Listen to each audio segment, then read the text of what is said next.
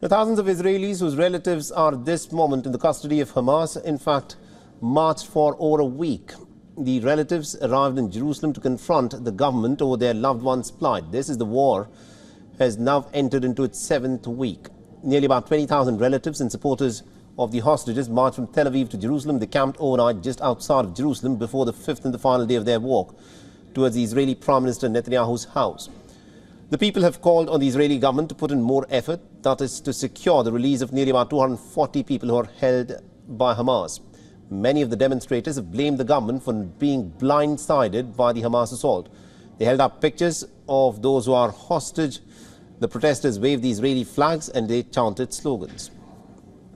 Bring them home now!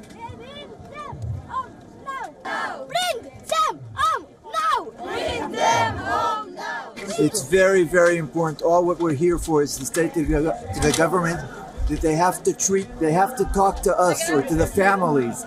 They have to talk to the families. It's impossible that there are 240 kidnapped people and the government, our government, isn't talking to them, isn't telling them what's going on, what's on the table, what are the offers, what are the reasons for and against. Nothing. Nobody's talking to them.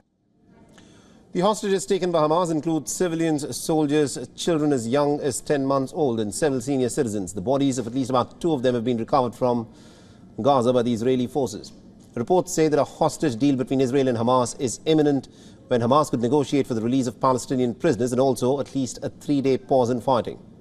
Israeli Prime Minister is coming under a lot of criticism from a lot of the relatives for simply not doing enough to secure the release of the hostages. The Israeli military is pushing deep into the Gaza Strip with an order to destroy Hamas. The popularity of Israel's longest-serving prime minister is sinking due to Netanyahu's government's failure from preventing the 7th of October attack, and also the families of the hostages are growing very restless and anxious with each passing day. WION is now available in your country. Download the app now and get all the news on the move.